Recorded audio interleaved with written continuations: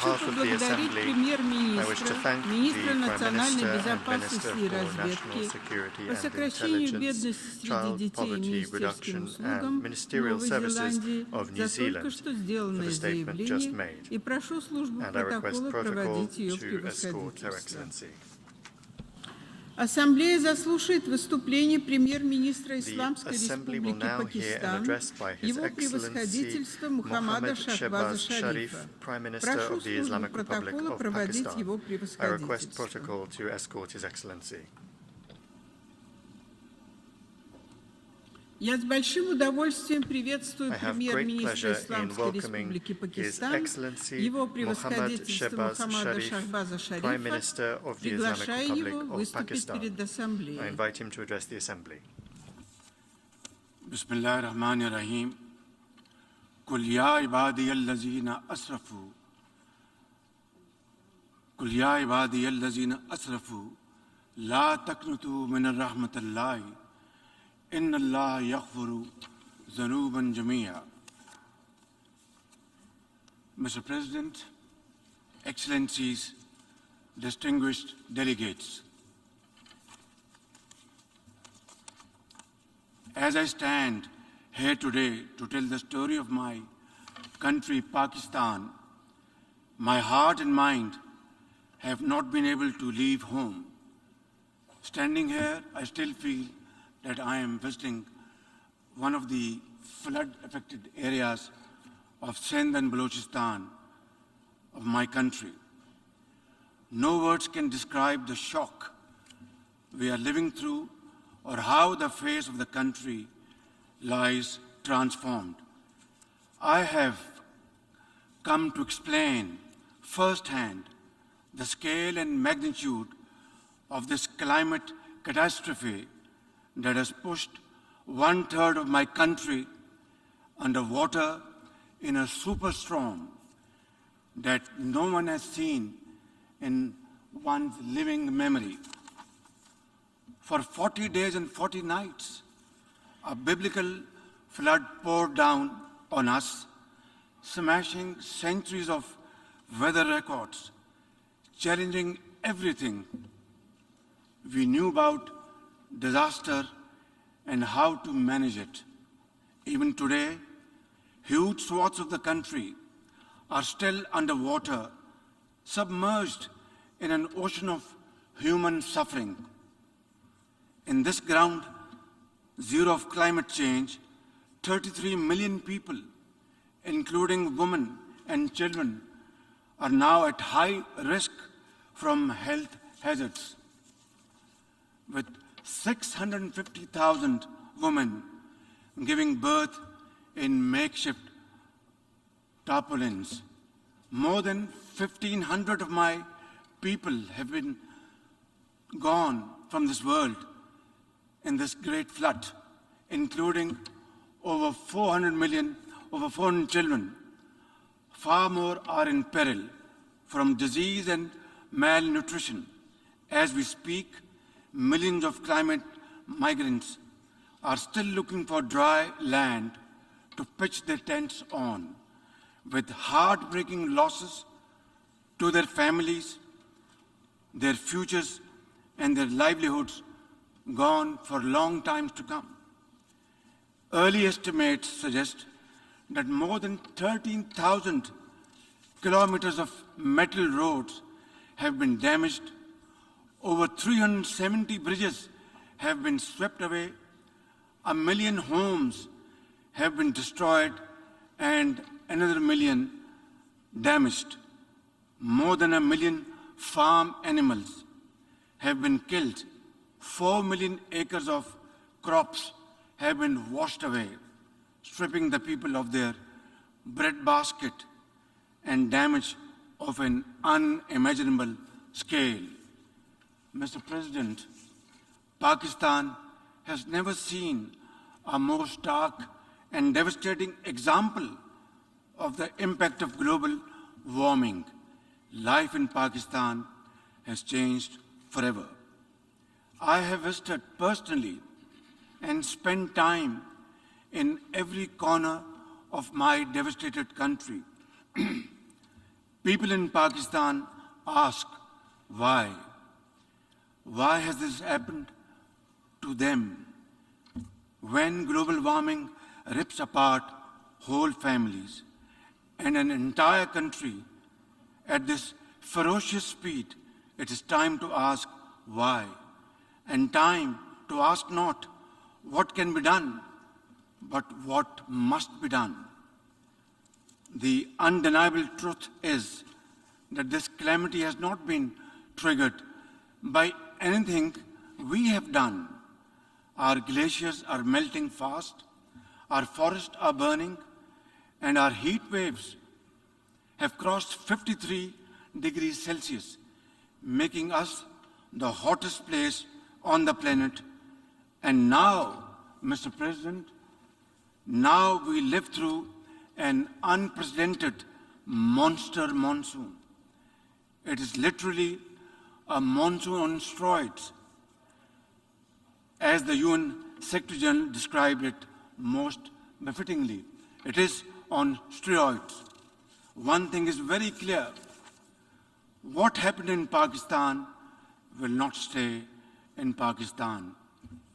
As the Secretary General so candidly says, hotspots like Pakistan fall in the 10 most climate vulnerable list of countries, but emit less than 1% of the greenhouse gases that are burning our planet. It is therefore entirely reasonable to expect some approximation of justice for this loss and damage, not to mention building back better with resilience and strength. Clearly, the time for talk about action has passed. At this point, I am profoundly grateful that the UN Secretary General Antonio Guterres visited Pakistan, where he spent time with climate refugees, with mothers and children in the tents, and repeatedly assured us of his support and assistance. At this point, I want to thank each and every one of the countries that have sent help to Pakistan and their representatives to Pakistan to stand in solidarity with us in our most trying hour. On behalf of my nation, I once again express my sincerest appreciation to all of them. Excellencies, the impacts on the health and wealth of my country are beyond calculation at this point. So my real worry is about the next stage of this challenge, when the cameras would have gone or left this August Assembly and the story just shifts away to conflicts like the Ukraine.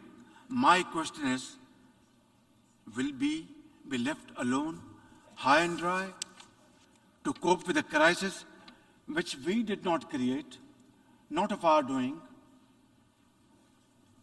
Where from and how to begin with, to rehabilitate and reconstruct after the rescue and relief effort, which is still going on for 12 long weeks.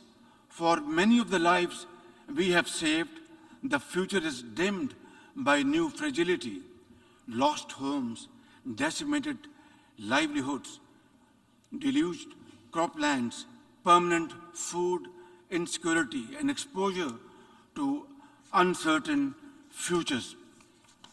Some 11 million people will be pushed further below the poverty line, while others will drift to cramped urban shelters, leaving little room for climate-smart rebuilding. Mr. President, for now, we have mobilized all available resources at our domain, squeezing resources from left and right towards the national relief effort, and repurposed all budget priorities, including development funds, to the rescue and first-order needs of millions, cash transfers to the most affected 4 million women heads of household had begun weeks ago via our social security program, the Benazir Income Support Program. It has been established in the name of former late Prime Minister Benazir Bhutto. And her son is our foreign minister today. 70 billion rupees, or almost $300 million from our own pocket we are spending on this program. But at this point, the gap between our urgent needs and available resources is increasing by the day and amplified by the sheer unprecedented scale of this disaster. Our manpower and resources are totally overwhelmed and overstretched. The question to raise here is quite simple. Why are my people paying the price of such high global warming through no fault of ours? We have no contribution in this. Nature has unleashed her fury on Pakistan without looking at our carbon footprint, which is next to nothing. Our actions did not contribute to this. The dual cost of global inaction and climate injustice are having a crippling effect on both our treasury and our people, right here, right now, over there. Mr. President, this is going to be a long haul, and under these most trying circumstances, hope is the best enemy of darkness. And Pakistanis are known to be exceptionally resilient people. For my part, I am fully committed, fully geared to fighting this battle for our survival in the tents, in the trenches with my people until we have rebuilt Pakistan to face the growing challenges of this century. It is high time we took a pause from the preoccupations of the 20th century to return to the challenges of the 21st century. The entire definition of national security has changed today, and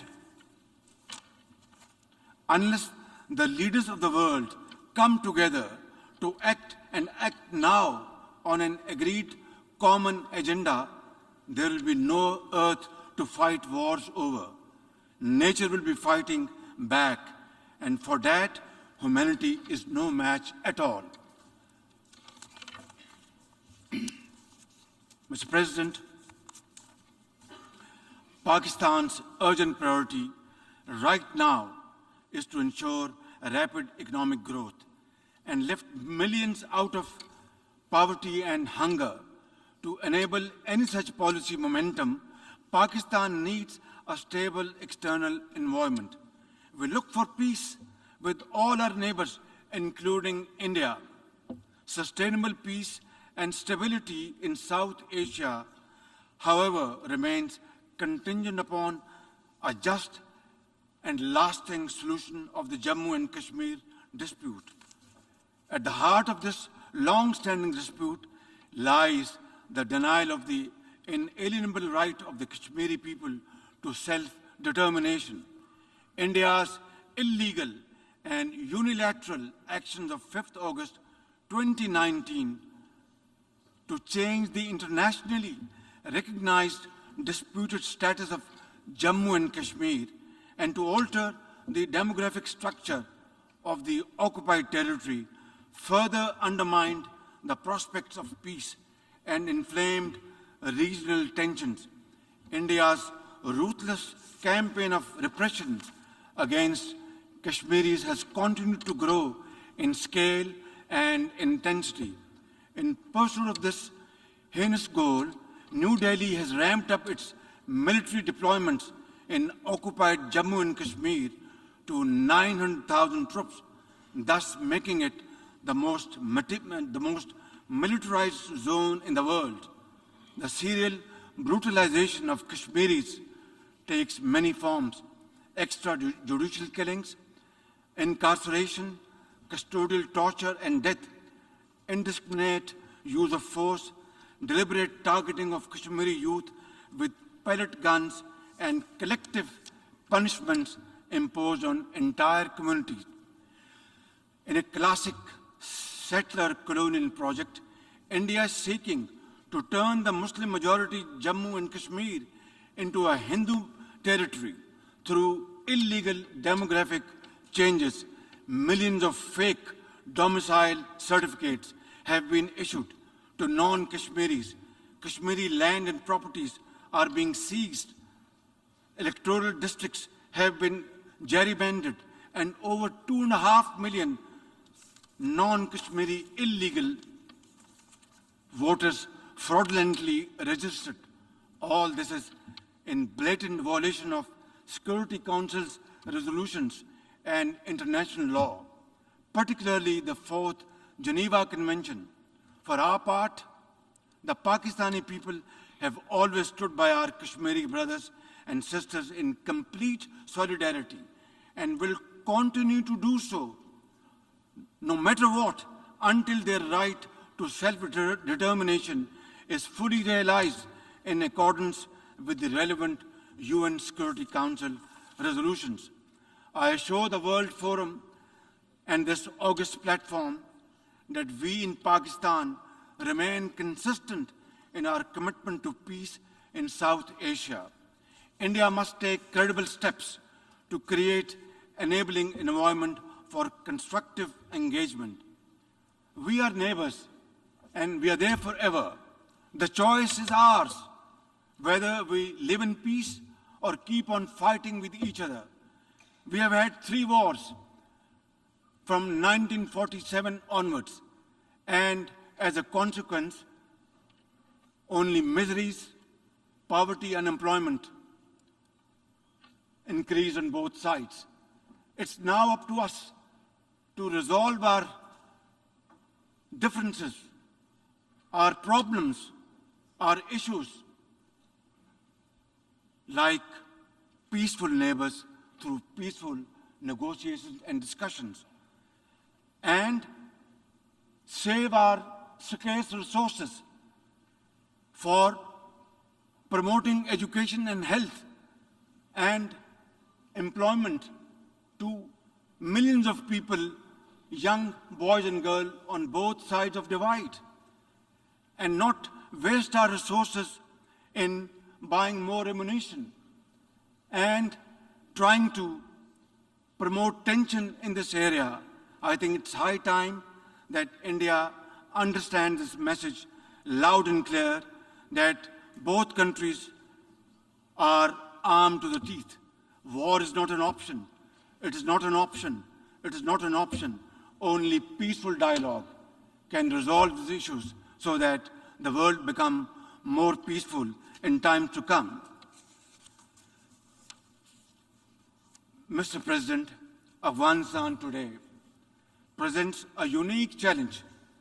30 million Afghans are left without a functional economy.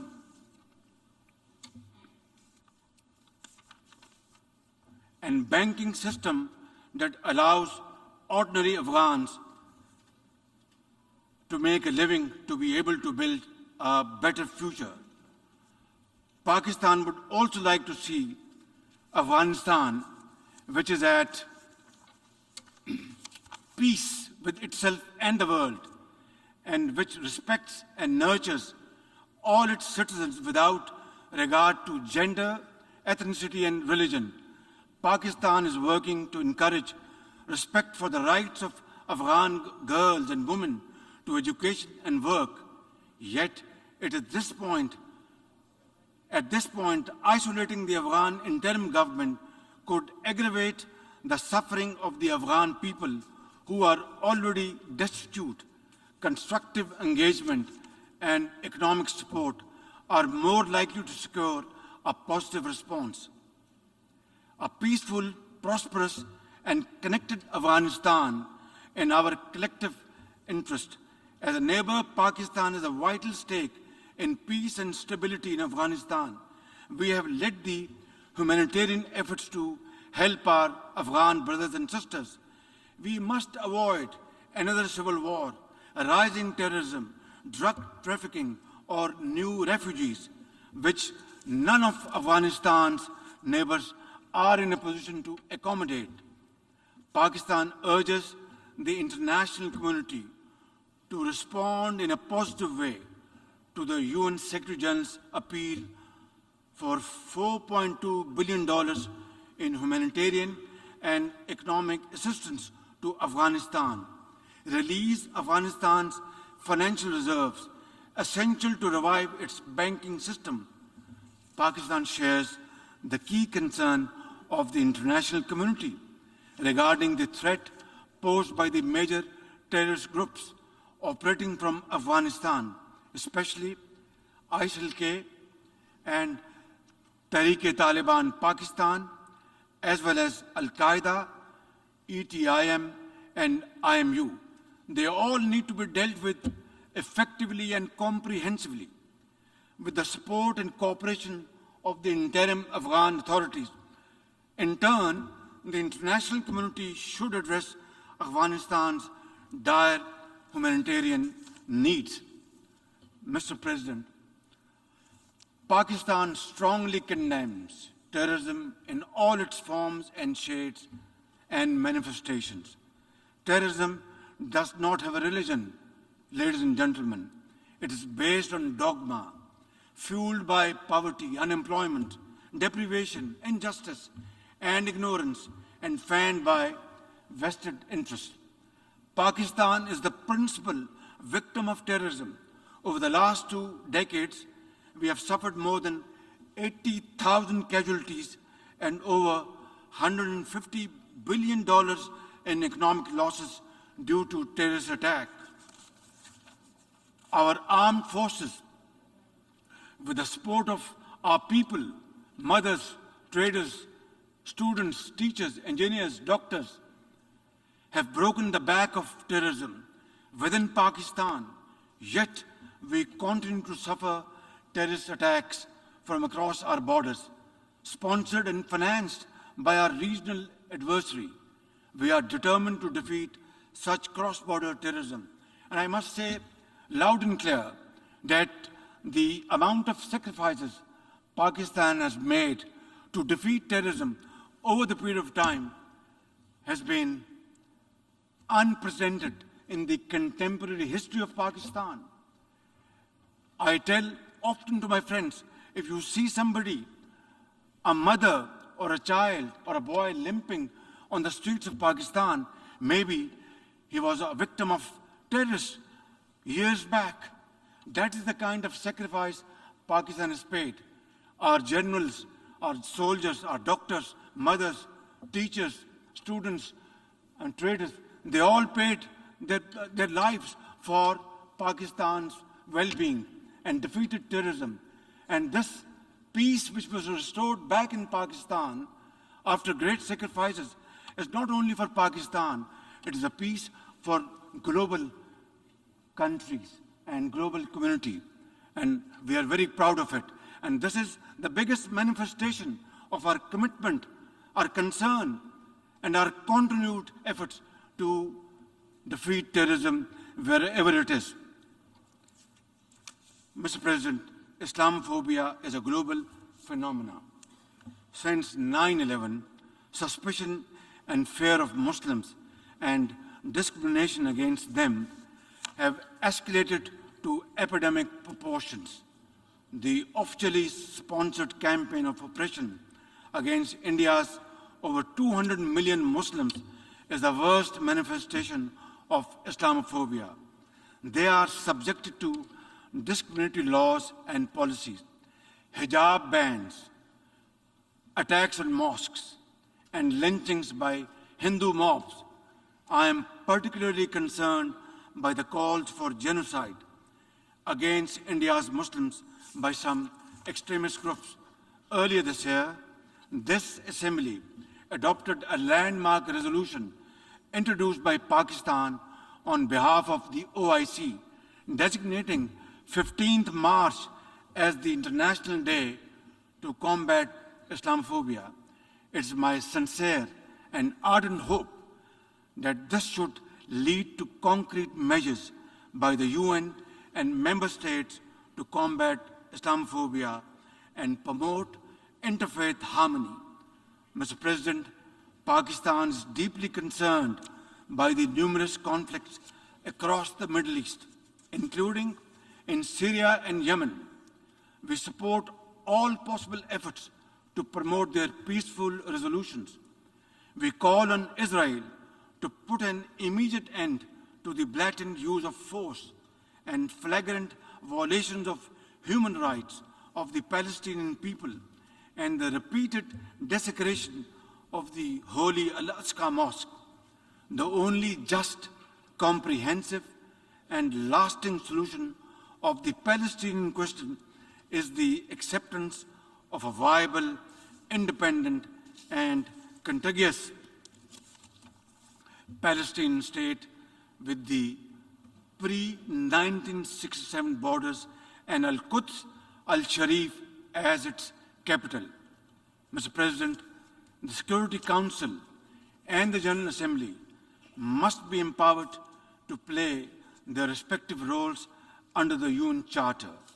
The Security Council must be expanded by adding 11 new non-permanent members to make it more representative, democratic, transparent, effective, and accountable. Adding new permanent members will paralyze the Council's decision-making, enlarge its representational deficit, and create new centers of privilege in violation of principle of sovereign equality of member states. The nations of the world must step back from the precipice. We must restore peace in Europe, avoid a war in Asia, and resolve festering conflicts across the world. We must revive the vision which created the United Nations, a vision which is often blurred by national interest and hegemonic designs. Pakistan is a partner for peace. But, Mr. President, peace can only be ensured and guaranteed when rights of communities who have been suffering over decades and subjugated over decades get their freedom, earn their freedom, and are respected.